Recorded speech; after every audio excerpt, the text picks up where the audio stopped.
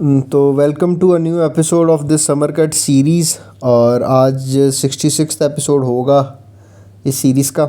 और दूसरा ये है कि कंसिस्टेंसी थोड़ी थोड़ी वापस आनी शुरू हो गई है। आज तीसरा दिन होगा लगातार अपलोड करते हुए, तो विच इज़ गुड कि अगर मैं इस तरह से अपलोड करना स्टार्ट कर दूं। तो उसके बाद अगर बात करें आज के टॉपिक की, मेन टॉपिक की, तो वो ये है कि मैं जिस चीज़ से सफ़र किया हूँ ना इस दौरान, इस सीरीज़ में, आज उनकी बात करते हैं। सबसे पहले तो एक मैंने बैक पेन या बैक इंजरी का आपको बताया कि मुझे बैक इंजरी हो गई थी। वो टॉपिक काफ़ी दिनों से फॉलो हो रहा है, उसको भी आज करेंगे। लेकिन सबसे पहले जो है वो ये है कि डाइट को लेके मैं कंसिस्टेंट नहीं रहा। मैं नॉर्मली कंसिस्टेंट होता हूँ, लेकिन इस सीरीज़ में पर्टिकुलरली पता नहीं क्या हुआ मुझे कि मैं उस तरह से कंसिस्टेंट रह नहीं पाया। क्योंकि इससे पहले मैंने गेनिंग की थी, तो मुझे वो आदत पड़ी हुई थी कि मतलब वो मैं पहले भी बता चुका हूँ कि मुझे बस मेरे से वो छूटा नहीं कि मैं यार बस कुछ कम कर दूँ खाना। तो उसी चीज़ को आज मैंने जो है प्रैक्टिस करने की कोशिश की है कि आप क्लीन किस तरह से खा सकते हो। फॉर एग्ज़ाम्पल आपके पास क्या ऑप्शंस हो सकते हैं कि आप क्लीन डाइटिंग कर लो। अब देखो, आपके पास टाइम नहीं है। आप अगर यूनिवर्सिटी गोइंग या ऑफिस गोइंग एडल्ट हो तो आपके पास टाइम नहीं है, या आप किसी भी एज ग्रुप से आपके पास टाइम नहीं है, तो आप क्या कर सकते हो, आप थोड़ा सा दूध लो, उसमें 2-3 तरह के फ्रूट्स ऐड करो। अब क्या है कि दूध के अपने न्यूट्रिएंट्स, उसके बाद उन फ्रूट्स के अपने न्यूट्रिएंट्स, बेनिफिट्स अपने अपनी जगह दोनों के।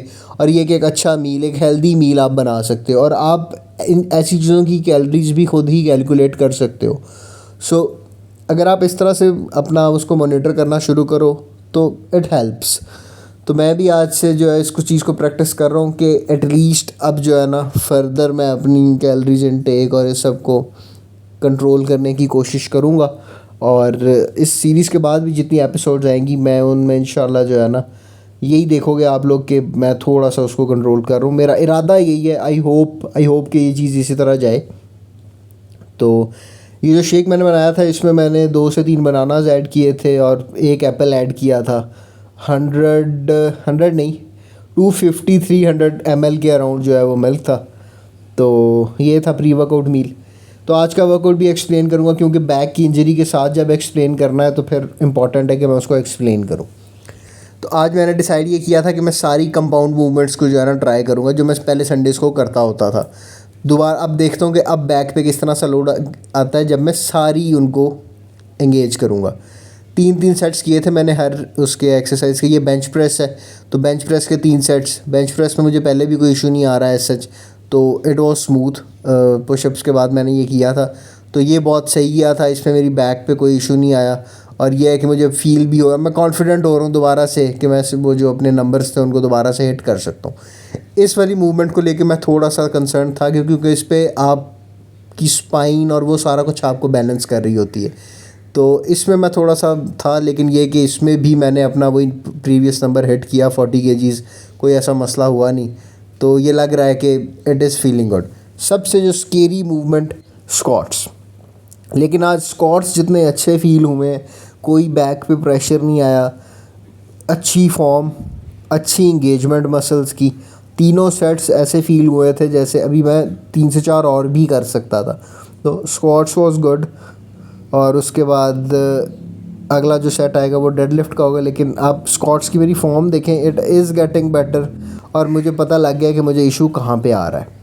तो उसके बाद डेडलिफ्ट जो है चौथी कंपाउंड मूवमेंट जो हमारी थी वो थी डेडलिफ्ट। और डेडलिफ्ट में जो है डेडलिफ्ट भी अच्छी फील हो। डेडलिफ्ट में भी इशू जो है वो नहीं आता, क्योंकि अगर मैं अपनी उसको सही करके जो है वो इंगेज करूँ अपनी कोर को।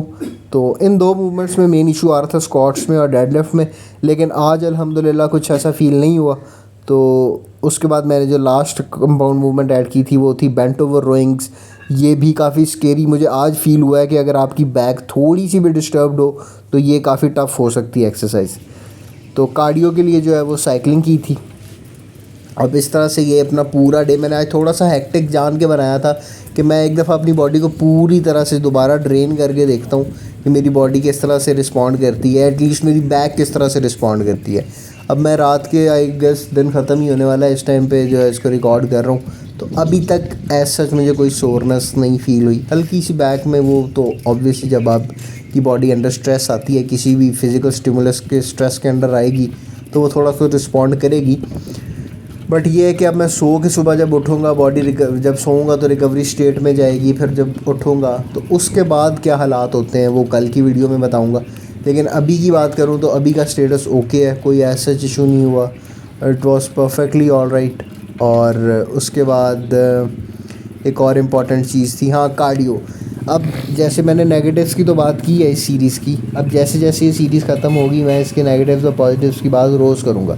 नेगेटिव्स की मैंने बात की कि एक तो मेरी इंजरी हुई मुझे बैक की, उसके बाद मुझे इशू आया अपनी डाइट को लेके। लेकिन पॉजिटिव्स ये हुए कि out of 90 days I am going to upload I guess 70 episodes, तो विच वॉज गुड। अब बीच में मैंने कुछ ट्रैवल किया था और जो भी रीजंस थे उनकी वजह से, वैलिड रीजंस की वजह से मैंने एपिसोड्स अपलोड नहीं किए। कभी भी लेज़ी हो के ये नहीं कि आज मेरा यार एपिसोड अपलोड करने का दिल नहीं है, दो एक हुई हैं इस वजह से भी। लेकिन ये है कि ओवर एंड ऑल देखा जाए तो it was a very good series in terms of positive changes in my life. तो आई वुड से कि येस इट वर्कड। अब फिज़िकल रिजल्ट्स उस तरह से नहीं आया ऑब्वियसली, जो मैं अपना वेट लॉस करना चाह रहा था वो नहीं हुआ।